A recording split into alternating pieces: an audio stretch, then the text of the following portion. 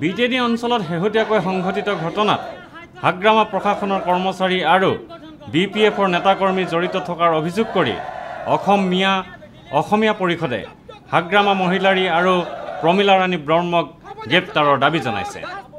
লগতে তেওঁলোকে BTAD চুক্তিক পুনৰীক্ষণ কৰিবলৈ আৰু BTC ভংগ কৰিবলৈও দাবী জনায়। BTADত সংঘটিত হৈ থকা ঘটনাসমূহক নিন্দা কৰি আজি সংগঠনটোৱে ৰাজভৱনত প্ৰতিবাদী কাৰ্যসূচীও ৰূপায়ণ কৰে। স্পৰ্শকাতৰ অঞ্চলটোত নাগৰিকৰ সুৰক্ষা নিশ্চিত কৰিবলৈ দাবী জনাই পৰিষদৰ সভাপতি MG হাজৰিকাই কয়, 1 নম্বৰ কথাটো হৈছে যে তাতে যিখিনি মানুহ মৰিছে সেই মানুহখিনিক মানে নিকটাত্মীয়ক 10 লাখ টকা ক্ষতিপূৰণ দিব লাগে আৰু আহতসকলক 5 লাখ টকা আৰু যিখিনি মানুহ উদ্বাস্ত হৈছে তেওঁলোকক নিজৰ ভেটিতে সংস্থাপন দিব লাগে। এইটো কথা আমি 1 নম্বৰ কৈছোঁ। 2 নম্বৰত আমি কৈছোঁ যে এই ঘটনাৰ লগত জড়িত যিমান দোষী ব্যক্তি আছে 2012 হত্যাকাণ্ডত CBIক তদন্ত কৰিবলৈ দিছে, কিন্তু প্ৰতিবেদন ওলোৱা নাই।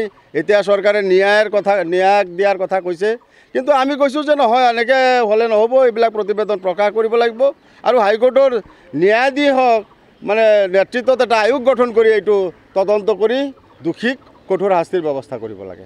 3 নম্বৰ কথাটো কৈছোঁ যে BTADত এতিয়াও মানে এনেকুৱা এটা পৰিস্থিতি যে মানুহৰ নিৰাপত্তা নাই, গতিকে তাতে নিৰাপত্তাৰ কটকটীয়া ব্যৱস্থা কৰিব লাগে। কিন্তু এই ক্ষেত্ৰত দেখা যায় তাৰ ভৌগোলিক অৱস্থানো মানে এই নিৰাপত্তা দিয়াৰ ক্ষেত্ৰত কিছু অন্তৰায় হৈছে, কাৰণ নদী আছে, দলং নাই আৰু একেবাৰে দুৰ্গম, যাব নোৱাৰি। আপোনালোকে নিশ্চয় গৈছে বা সাংবাদিক বন্ধুসকল গৈছে, আপোনালোকে জানে। গতিকে এই অৱস্থাত যিকোনো অঘটন হত্যাকাণ্ড হোৱাটো মানে দুষ্কৃতিকাৰীৰ কাৰণে খুবেই সহজ।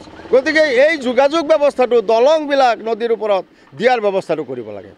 প্ৰতিবাদথলীৰ পৰা সংগঠনটোৱে ৰাজ্যপাললৈ এখন দাবী পত্ৰ প্ৰেৰণ কৰে।